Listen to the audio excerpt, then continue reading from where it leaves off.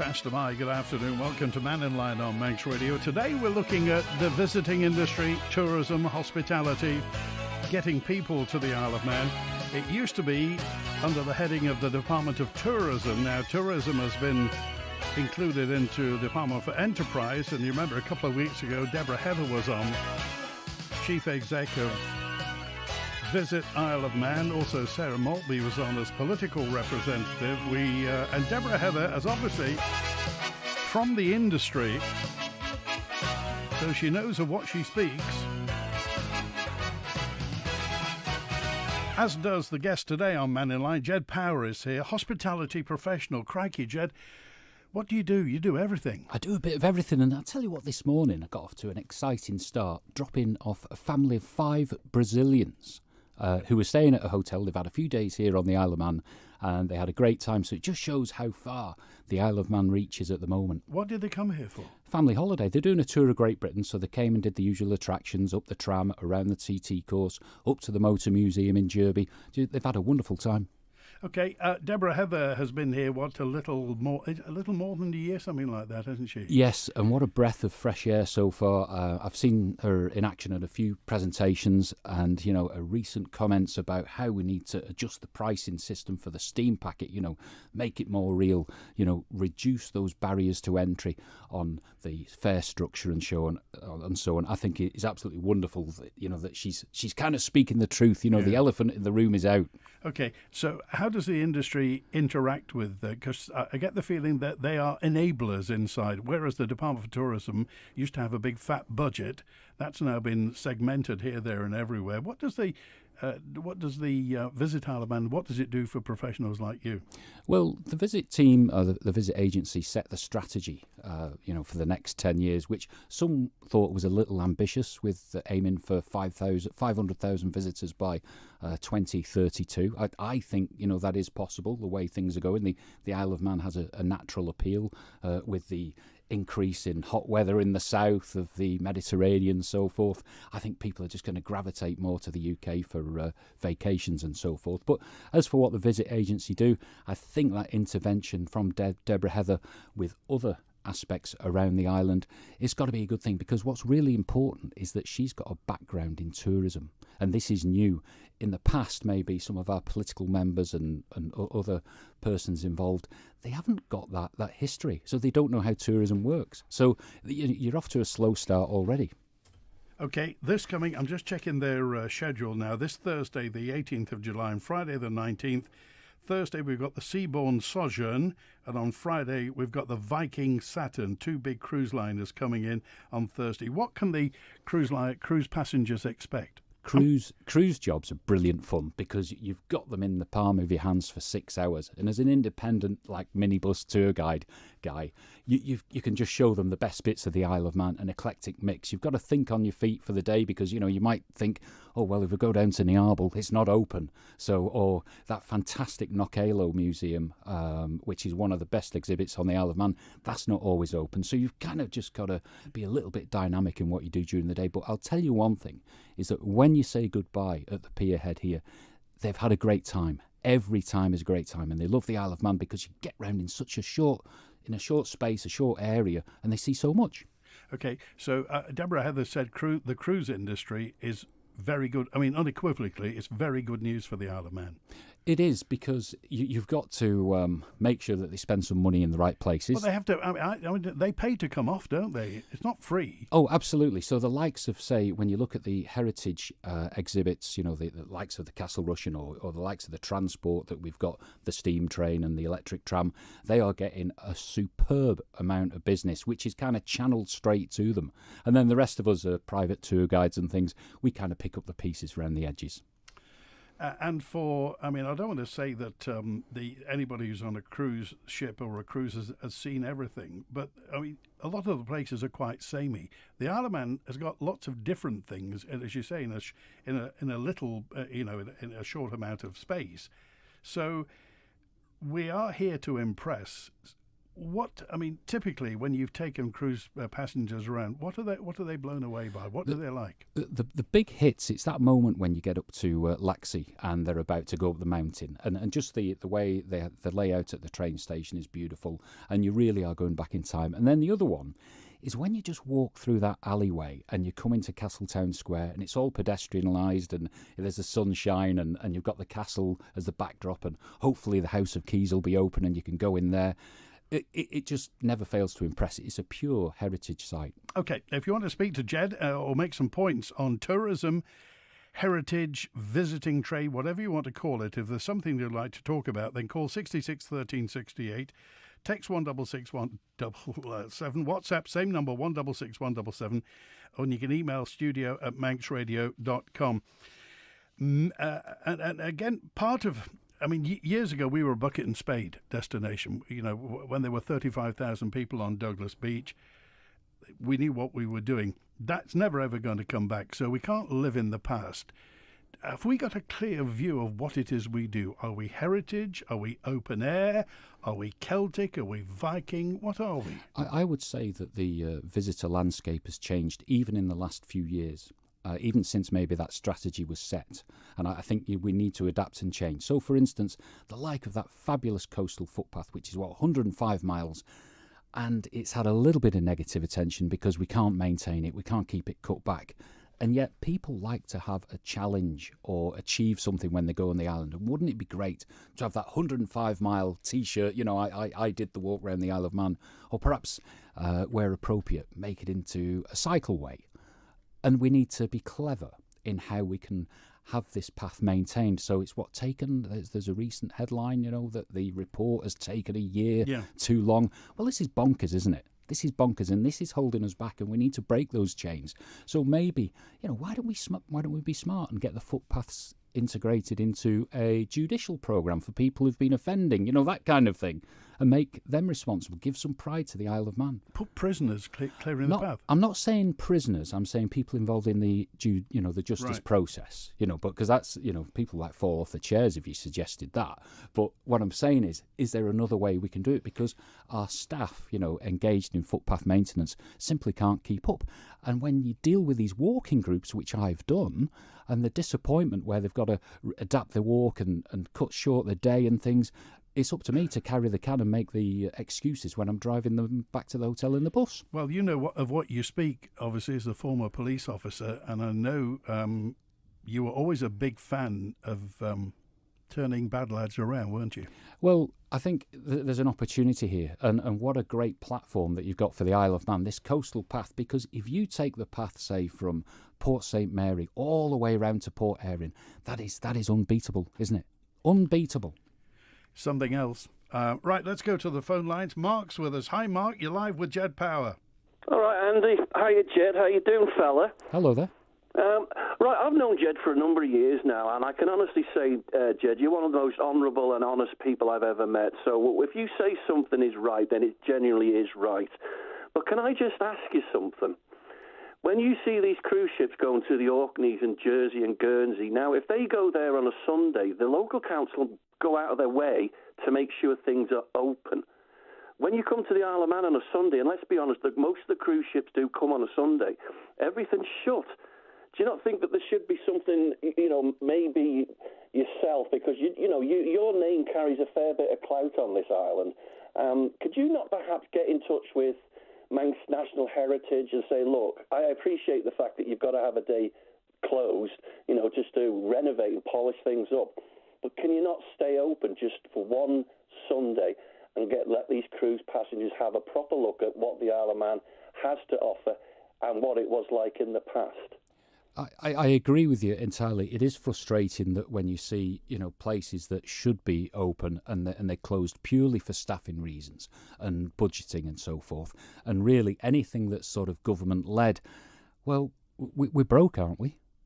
Is that right? We haven't got money to do nice things. And I think really we've got to shift things over to private enterprise, and we've got to stimulate the hospitality industry. Remember a few months ago when we had a huge campaign, to rescue our licensed premises and restaurants and bars? That's all disappeared. Yep.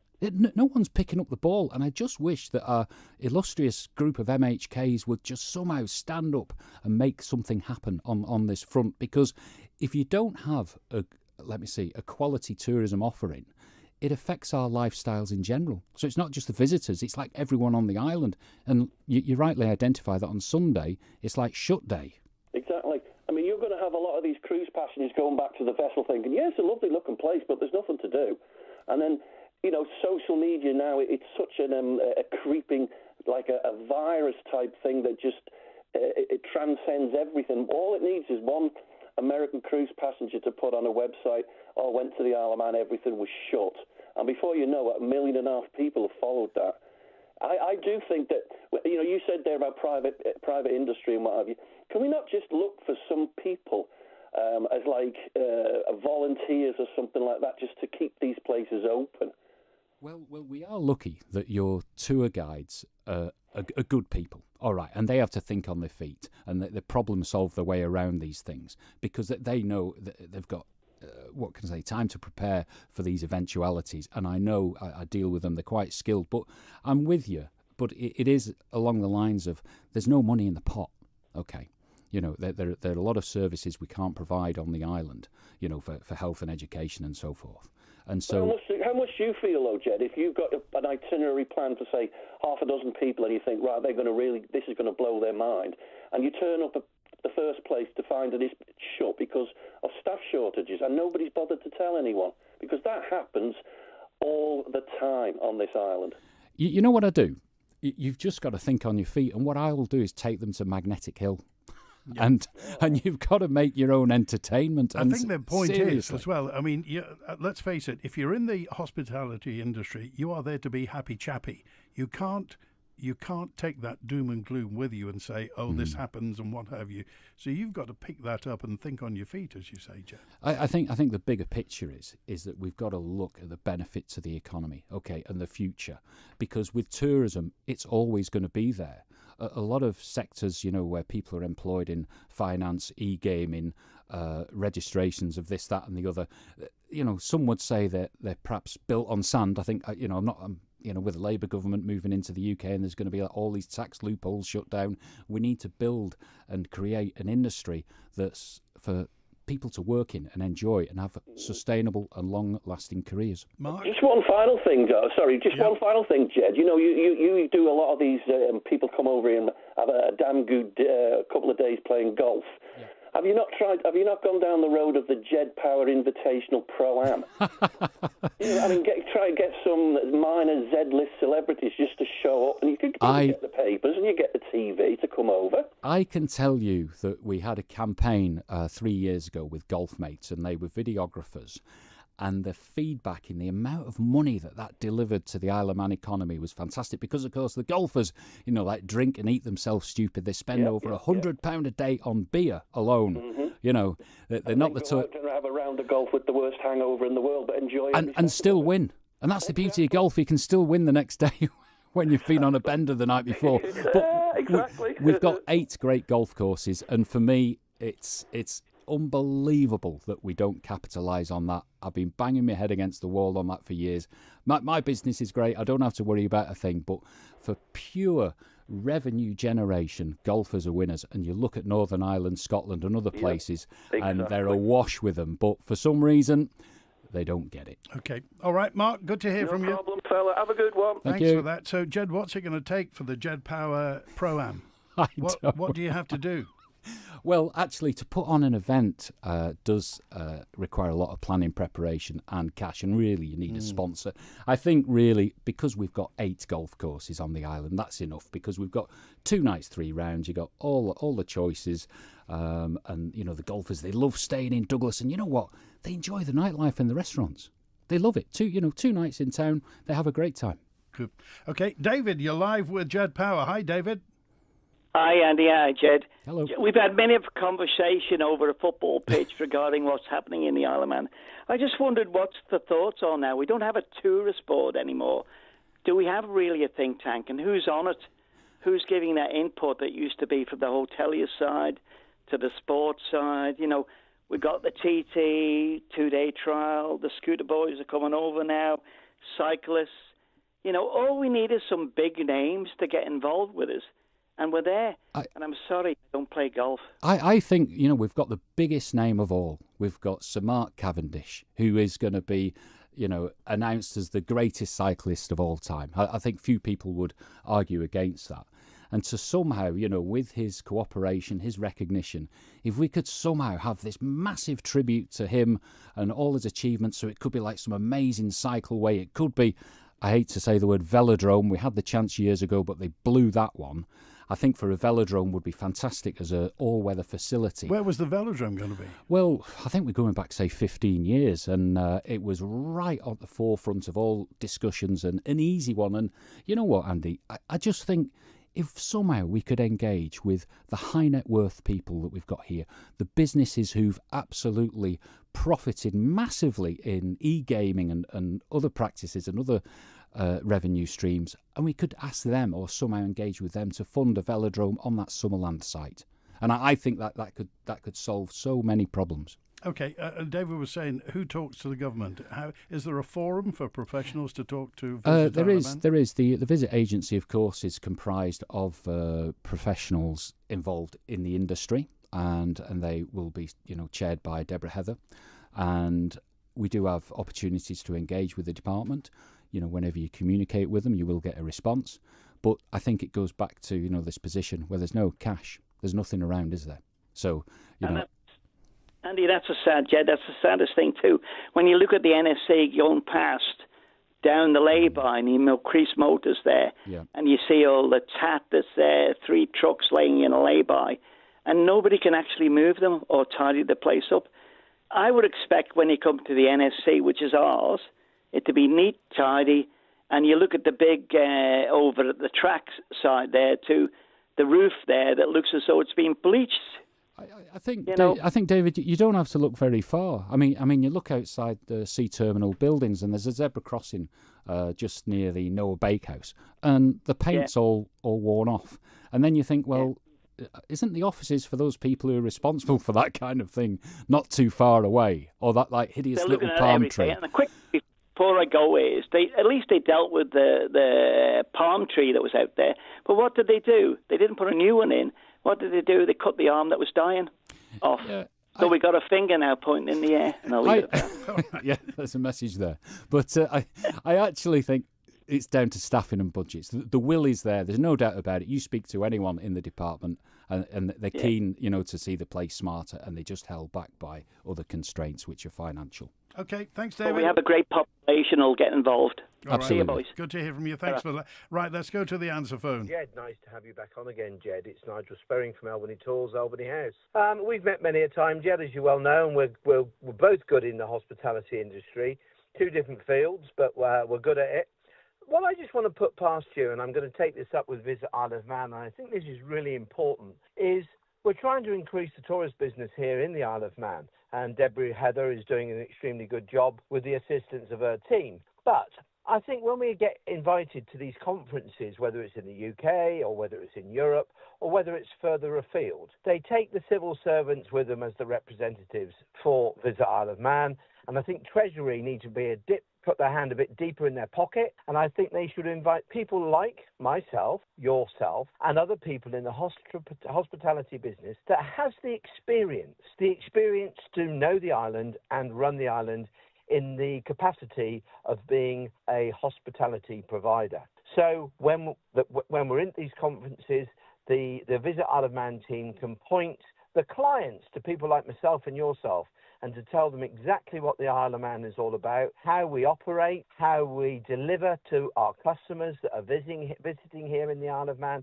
And I think it's really important that the government understand how much we put into the industry and the feedback that they could get from us. As you well know, we're the end user. The customers talk to us, and we should be incorporated a lot more in the conference side, and people that want to come to the Isle of Man and visit, and we're promoting the Isle of Man. People like yourself, myself, Nikki, and other providers need to be on the game. So hopefully government, Visit Isle of Man, will be listening to what I've said today. Best of luck, Jed. Speak to you soon. Thanks very much. Okay, thanks, Nigel. Jed? That's absolutely spot on, and I've got personal experience of this. Some years ago, I went to one of the travel shows at Earl's Court on behalf of the Isle of Man, and I was with some patrons of the civil service, shall we say, and they'd been to a show before the week before, and I said, well, how many referrals did you get? And these are little cards that are filled out at the counter, and they said, oh, we did well, we got 40. So I said, right, let's try and do 400. Okay. Over 3 days, and we absolutely smashed it. And I think having the privateers coming in who get a little bit overexcited about things like myself, can do this. Another example is where I went to the TT show at the NEC in Birmingham, which was great fun, and you could see all these people going past, 100,000 people go there. And it was frustrating to go, hang on, people have got an interest in the TT, but we can't actually sell the Isle of Man, for the other 50 weeks of the year, because that TT brand is so important. That track, I'll tell you, Andy, the amount of tours I've been doing around the track where you go up to the Motor Museum in Derby and then finish off the whole circuit is dozens and dozens. And you've got those absolute heroes in trike tours. So the other day I took someone to the airport, old couple, big interest in the TT in years gone by, came over here on holiday on a motorbike in the 1970s, and they relived those magic moments going around the mountain course. And really, that TT circuit, we need to connect that for 50 weeks of the year outside of the TT period. And I would love it if we could have engagement with a company like Honda, who, let's face it, who've captured millions and millions of pounds of bike sales on the back of the TT story. So why can't we say, look, can we have a sponsorship of the course? Can we make the course more interesting? Have a few more statues? Or simply, when you go to the grandstand, why can't we have a roll of honour to say, Michael Dunlop, the ultimate TT winner, this is the best lap record. Here's the history of when the first 100-mile-an-hour lap happened. And yet, the TT grandstand, it's just a bit vacant, and you've kind of got to make up the story yourself when you're there. And I just think if you could just have these little notes and information boards, it could make it so much better. There's nothing, as you say, you have to use your imagination. Whenever I have guests, we sit at the start line at Glencrutchery Road, drive around the whole course, telling people what's what, and the story's there. But as you say, if only they could jazz it up a bit. Something at Glencrutchery. There's nothing flashing. There's no flashing lights. There's no whiz bangs. There's nothing on Glencrutchery. As you say, it's all in your head. Just a simple banner, a poster or something, at that TT grandstand, or a podium, for that photo shot, So we'll see. I think anyone involved in the industry gets it, but it's so slow in making things happen. And this is like, back to my former days when I was in the agency, it's like, oh, we'll do a paper on that. So, for instance, like the Bee Gees, why don't we have a Bee Gees event, the Bee Gees weekend or whatever?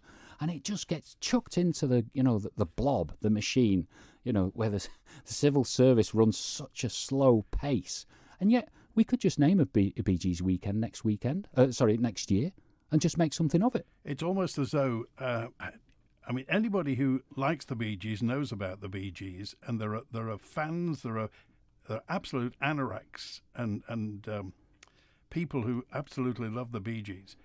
The Bee Gees, Robin, Barry and Morris, are really second only to Lennon and McCartney in the amount of songs that they've sold. For other people have covered them, even newer artists recently, but all the ones that Barbara Streisand, Dionne Warwick and people. The Bee Gees are the real deal. Now, thank the Lord, Douglas Council had the wit and wisdom to get a statue at last. Bravo. How many people have selfies with the Bee Gees? I saw hundreds of people during TT. Absolutely. And that's just one statue.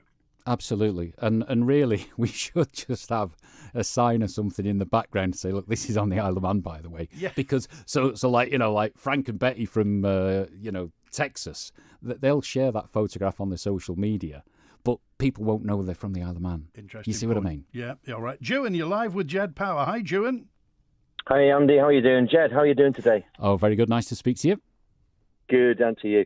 Yeah, just while I've been on hold there, but you covered everything there. I think everyone in the tourist industry is on the same page. And I know I've been involved with visitor attractions. I had the Muru Park for 3 years in different places, so I know exactly what you're saying. I was talking this week to one of the chaps here. I mean, you've got two cruise line operators over here, and one of the chaps who does most of the cruise ship organising that comes in here, and he knows a year and a half, 2 years in advance for every ship that's going to be coming in here.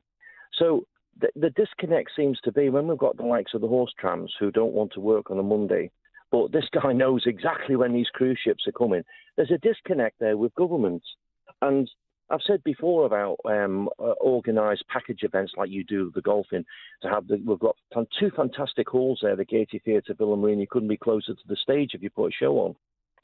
And it showed recently with the Paolo Nutini that sold out in hours. So a package to get people over here at the right price, and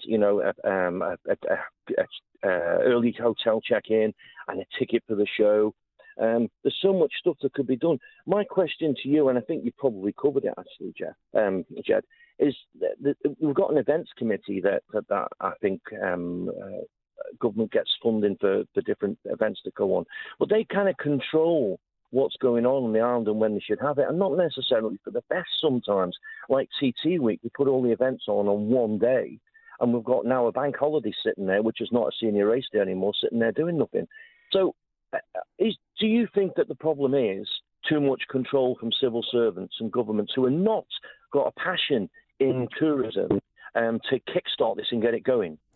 I think, Deborah Heather's approach is refreshing, and, that open criticism of the pricing structure of the steam packet is to be noted. And the likes of she acknowledged that the 5-day package, doesn't work. For me, we've got the keys to the sweet shop. We've got our, beautifully appointed new sea terminal in Liverpool, and we've got such a huge catchment area there. I've mentioned it before, Andy. We've got the football ground nearby.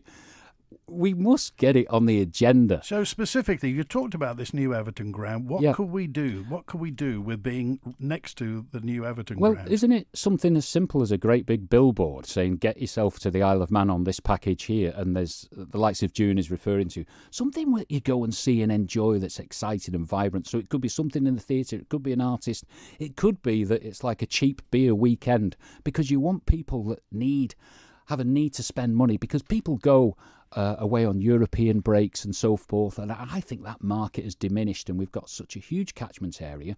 We could have cheap pricing on the boats. We don't want empty seats on these beautiful vessels that we've got. It's not rocket science, and I think the glue, the drudgery that's in government that kind of holds things back, the negativity.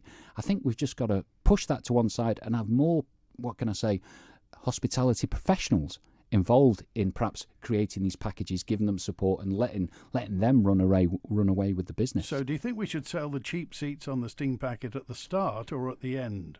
At the end of the purchasing window. So if there are seats spare on the steam packet with 2 or 3 days to go, should that price be dropped? I think we need to have a dynamic booking package, so that it would be a phone app. So I'd say the steam packet website, I'm sure anyone would agree, it's super clunky. It's like it's run on a Windows 98 engine or something. And I think it's a bit like, the EasyJet app when you book your flight. If we could engineer that so that it was clever, and you could have let's go to the Isle of Man, there's cheap seats tomorrow, and just get yourselves down to the pier head. We've got this beautiful boat with 900 seats, and it's a pleasure to travel on. Okay. All right. Thanks, Stuart.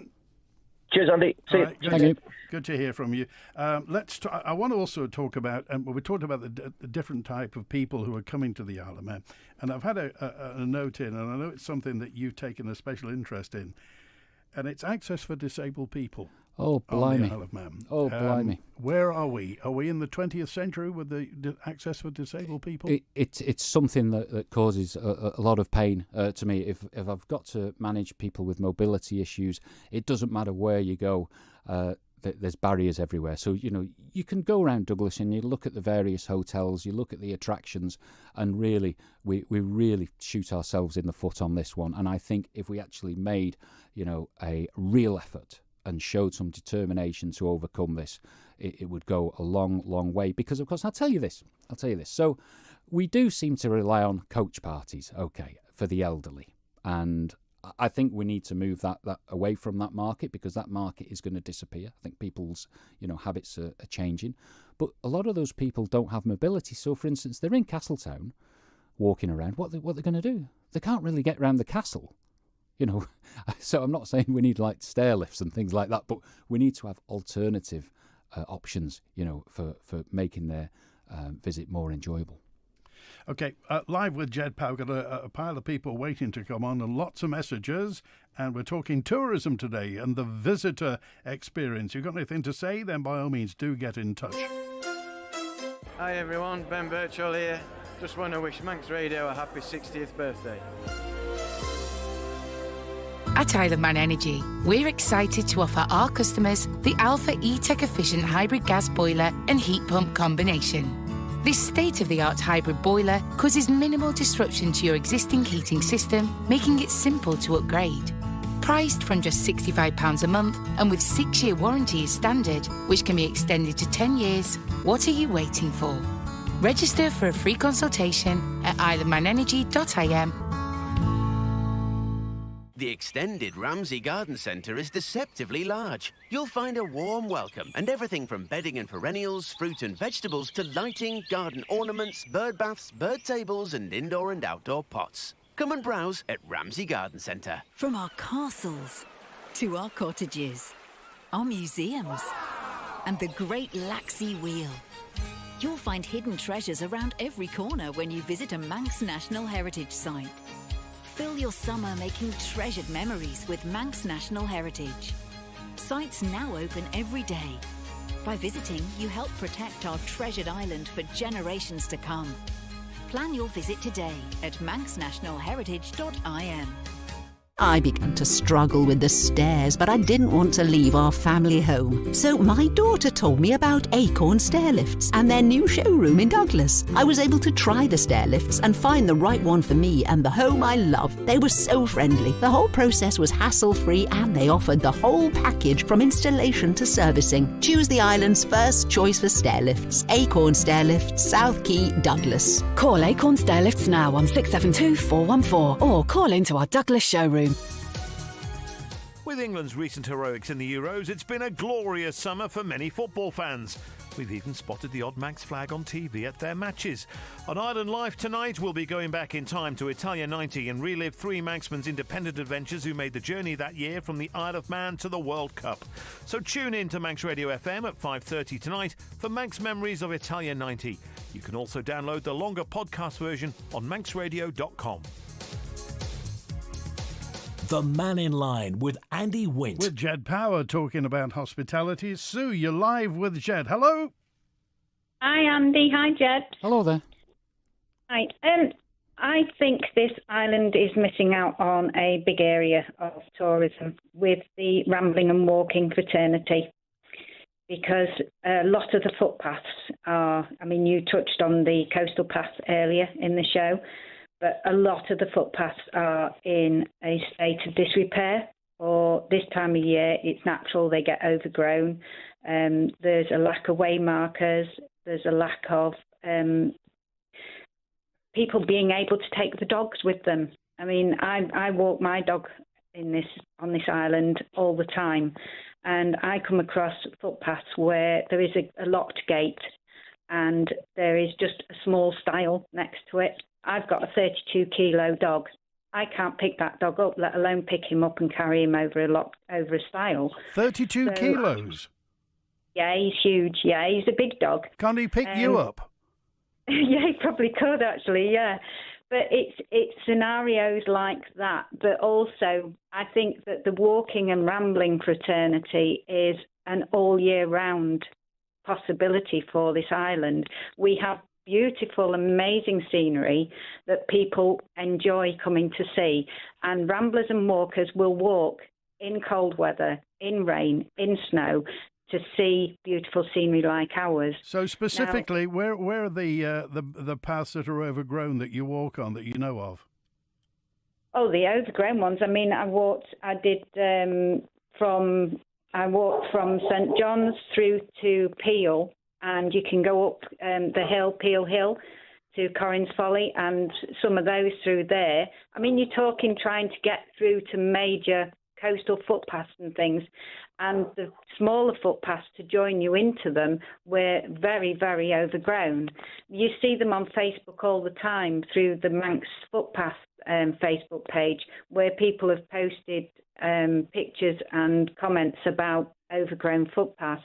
But it's not just the overgrown, Andy, it's where, I mean, I know this year we've had an awful lot of wet weather earlier in the year, but some of those footpaths, I mean, especially the main ones, I live in Ballaugh, and from Ballaugh through to Sulby, you could hardly walk them because there was that much mud. And I mean, I know it's wet around Ballaugh Curraghs, and that amount of rain just turned it into a muddy quagmire. I passed one lady who was trying to cycle down there, and she was actually had to get off her push bike and push her push bike because she couldn't ride because there was that much mud. But it gets like that, not just because of a lot of rain, it gets like that when there's been a little bit of wet. Okay. But you were saying earlier about the footpaths being kept in a certain order by other people rather than the government because the budget isn't. But why not develop holidays? People will do holidays to come and help restore and keep in good condition footpaths and help build these wooden walkways that you need on some footpaths. Because there's one from Kirkmichael. If you try to walk from Kirkmichael through to Peel, then there are areas on that footpath where it is very, very wet most of the year. And if you get a little bit of rain, then it is too wet to be able to walk through because the water's just too deep. Okay, all right, so we appreciate that. Thanks for calling us today. Jed, what do you think? You know, if there was a holiday company designed to maintain footpaths, it'd be called Shearings, would it? So, but no, it's an absolutely great point because the health and well-being of the Isle of Man out in the fresh air, walking, cycling, for me, I'd like to see a really clever network of footpaths, superbly maintained, for cycling as well, and so it can bring communities together, take people off the roads, and it's a win-win situation all the way around. It was interesting. During COVID, the then Treasury Minister, who's now Chief Minister, Mr. Cannon, said that they were putting money into the hospitality sector because he wanted to maintain, it was, I'll use his words, the architecture, the hospitality architecture has to be there because if it's there for the tourists, it's there for us. We can use it as well. Absolutely. And of course, we need to retain young people on the island. It needs to be a lifestyle here that is attractive and healthy and fun. Okay. You mentioned cycles a few times as well. What is there for the cyclist on the Isle of Man here? I think we're missing a trick. I think anyone that comes here on a cycling holiday, they've had to make the effort to bring the bike here in the first place. We haven't really got a good hire bike offering, but what I'd like to see is the capacity to perhaps put your bike on a bus, on a bus rack on, so you can move your bike around, get from place to place. Same for the trams. I mean, what an opportunity. Take your bike on that tram up the mountain and have a really exciting cycle experience down various valleys into Laxey, into Ramsey, over on the west. That really would sell the island so well. Okay, what do your clients say about Ronaldsway Airport? Well, to be frank, delays earlier on in the year were absolutely killing the business, the reputation of the Isle of Man. But I do think that those stories are perhaps disappearing, they're fading away. When I go down to the island, the Isle of Man airport, the staff are great. You speak to them and they're just frustrated that there isn't enough staff, to support them. So there's a lack of baggage handlers, there's a lack of reception staff. And that's all it is. It goes back down to budgeting. Nobody's, and that's the one thing I want to make certain, that we're not having a go at anybody individually because everybody's got a job to do. It's just that when you look at the airport, it looks unkempt, it looks untidy, it doesn't look prim and proper, and it used to. So, as I say, we're not having to go at anybody individually, but somewhere there's a disconnect between all this, Jed. Well, Gary Cobb and his team will recognise that, and you think, well, it's not quite as simple as just getting a can of paint and doing the road markings. I think it's all down to finance and budgeting, and you don't know where the demands are down there because ultimately an airport is about safety, isn't it? No, first thing. That's it. So who knows? I think really we need to have a clear direction on these simple problems to solve. But it goes back to my mantra is that there's nothing getting built. You think in the last 10 years, what has been built as an attraction for tourism on the island? Nothing. Nothing, no. We got Brian. Brian, you're live with Ged Power. Hello, Brian. Hello there, Andy. Jed? Brian Cool here, Jed. How's it going? Very good, Brian. Nice to I've speak. had an idea, Jed. Ireland, in Southern Ireland, horse racing and stud farms are worth £2.5 billion a year. Now, they're our neighbours. We have boats going back and forth there. Why don't we have horse racing on the island? It could be televised. It could be financed by the online gambling companies. There's more horses on the Isle of Man than there are dairy cows now. Why don't we take the opportunity of looking in that direction? We could get visitors coming, through Ireland, which is part of the common market, and maybe we can put on cheaper events or something like that. But I think equestrianism, looking outside the box and looking for something that is environmentally friendly too.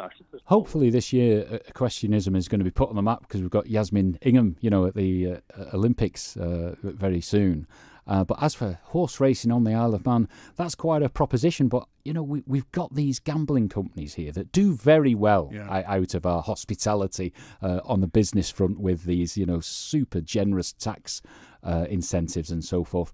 And why not? Why not? Even if it was just a one-off televised race, it cannot be that hard to do. And you know what? We've got the TT theme as well. So we've got the iron horses and we've got the other kind of horses as well. I think it's a great idea. Okay. All right. Thanks, Brian. Okay, thank you. Good to hear from you. As you mentioned, equestrianism is a kind of it's hidden away. If you're in equestrianism, if you're in horse, the number of horses that go to and fro on the boat every week is phenomenal. We've got some very talented people. There's a polo scene on the Isle of Man as well. Well, it's the clientele. It's just like the car clubs that are visiting. So you've got well-heeled, wealthy people. And so at the moment, we've got a couple of car clubs. You might have seen these fancy supercars around. And I think there's Porsche owners as well. And these spend serious money. You've got, say, 12 people who go into a restaurant, and that's £1,000, for the night. So, these groups are wonderful attributes, for the island. Well, you mentioned it several times, the hospitality industry. And in government, there's a job that's paid for, there's a pension, and you know what you're doing. On Monday morning, if you work in government, in the civil service, you know what you're doing. In the hospitality industry, anything can be thrown at you, whether you're running a cafe, a restaurant, whether you're taking people out on a tour. You've got to think on your feet. But you need those people to come, that you've got to have them to spend money. So do you think that we've got the right mindset, the private enterprise mindset that used to be here all the time with people like Clifford Irving, the man who, offered a reward if you spotted a mermaid, that got people here? We need people with those sorts of ideas. Have we got the right people in the right jobs? I think in the market on the private side, we've got some super people, and when you speak to some of the hoteliers who are running the place on the accommodation front, they're very hard-working, industrious people. I think we are missing some creativity, and I think that really we could platform the Isle of Man by having almost like a TV channel. You could maybe run it from this building, who knows, but I think the TT is the nugget.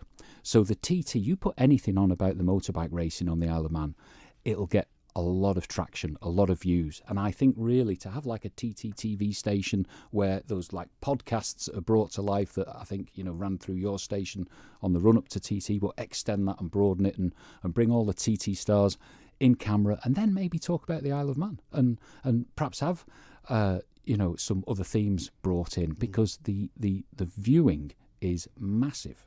Okay. Vivian, hello. You're live with Ged Power. Hi, Vivian. Hiya, Andy. Hiya, Jed. Hello. You were talking about disabled people or people that can't walk very far.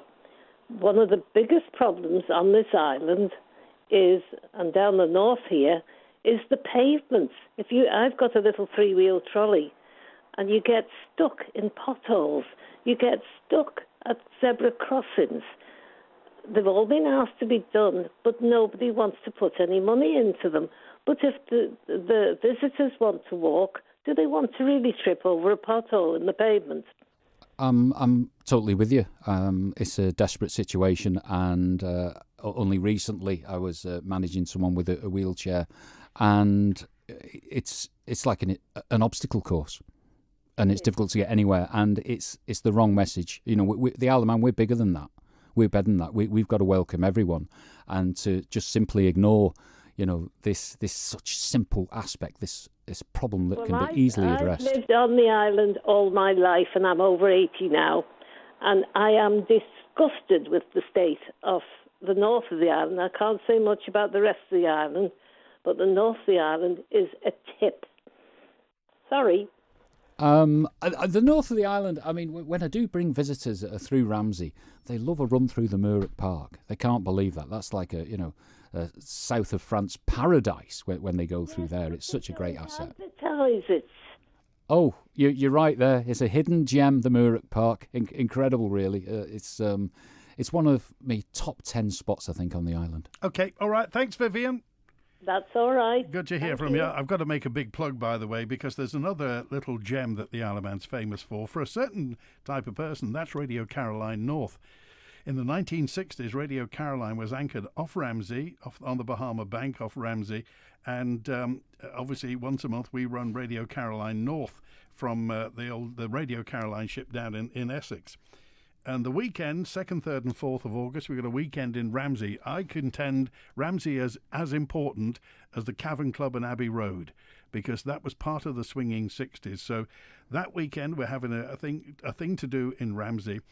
And I'd love to see Ramsey do more on that. Ramsey's got it can do so much more. I'd put it along there with the Bee Gees, not as big as the TT as well. But there are so many things that the Isle of Man has done. Things like the Frank Matcham Theatre that we have, the Gaiety Theatre. For theatre fans all over the world, we have a Frank Matcham Theatre. Norman Wisdom lived here, for heaven's sake. Cynthia Lennon lived here. Nigel Mansell lived here. All the Joey Dunlop. Not to even... You've mentioned Knockalo. But our World War II history, and obviously World War I with Knockalo, and our heritage... the stuff that the Max National Heritage do with Ancestry. People from all over the world come because their grandparents, great-grandparents or great-great-grandparents were at Knockalo, Ged. There are millions of people out there. It's remarkable, the nationalities that you get. And, you know, we talk about the North. What about the Iron Pier? You know, how that is a private concern, and the great work that's happening there.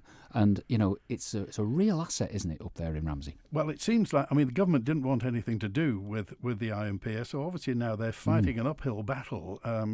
As they've said, you know, the cost of it's gone up, doubled really in about a year. The steel price is going up and up and up. But of course, when the Iron Pier's open, eventually when it does open, it'll be everybody's asset. Well, and this is it, you see, because I don't think we can expect anything from government. There's no money. We know that. There's been no new attractions built. Don't expect anything other than maybe a couple of sewage treatment plants. And they are much needed because our biosphere status needs to be strengthened, you know, with clean water and open water swimming. There's such a big market there. But really, I think anyone out there has got to get a grip and take the initiative. OK. Who's going to be the next England manager, Ged? Oh, it won't be Sam Allardyce. I know that. That leads me on because I want to talk about the Ravens and the phenomenon that's been FC Isle of Man. It's wonderful, and I think what a great opportunity here. And I think if we could look at reducing those steam packet fares and maybe have packages for football fans to come over, in that we could personally invite, imagine that, Alf Cannon, you are personally invited to come and watch the FC Ravens with a reduced steam packet ticket, maybe some beer vouchers, maybe some incentives, something fun. We could televise the games, things like that, just to bring them over, because it's an absolute phenomenon, isn't it, what the Ravens have done? And winter tourism's important because, again, that's, you know, fewer people, but that hospitality architecture, the businesses have to live and they have to keep going through the winter. There's nothing worse than an empty, you know, unused hotel room. And this shoulder season, the winter months, I think if we could just capitalise it with sports events, including the football, again, you know, the more the merrier, the more businesses running through the till. Okay. I want to also talk about, and Vivian's mentioned it, we've hinted about things that look awful, grot spots, things that so if government's got no money, is it down to us? Is there going to be a citizens' army to do these places up? It's interesting, really, because we notice it more and we live here. When I've got visitors and you're doing tour guiding and things like that, they don't quite see it, and you can always cover it up, really, you know. But I do think, there are some grot spots. But let's face it, Castletown Golf Links. What is that all about? You know, this is an absolute... Looks like the Addams family It's live an there. abject failure that the government cannot perform relationship management between parties. Yeah. That should be sorted, and we haven't got the legislation to cure it. We need to have legislation where these dilapidated properties can be fixed penaltied. Yeah. Straight away, without going to court. So they can. I mean, the government could make it punitive if somebody doesn't sort something out. They could make it punitive. They could levy something against them. Instead of sitting on the fence, they need to be jumping up and down about this, because it kills us all, doesn't it? You know, the dilapidated properties that are around. Why not just change the legislation? Because remember, before Christmas, for the gas, they changed the legislation in one day, didn't they? All right, Jed's good to be with you. Pop back before Christmas with you. Give us an end-of-term report, would you? Absolutely, look forward to it. Thank you. Good to hear from you today. That's Ged Power, hospitality professional. If that sparked anything in you, you want to get in touch, email manninline@manxradio.com or call the answer phone on 682-631. Thanks to Chris Quirk on the phones today, and thanks to you for your attention. Enjoy the rest of your Tuesday. WINT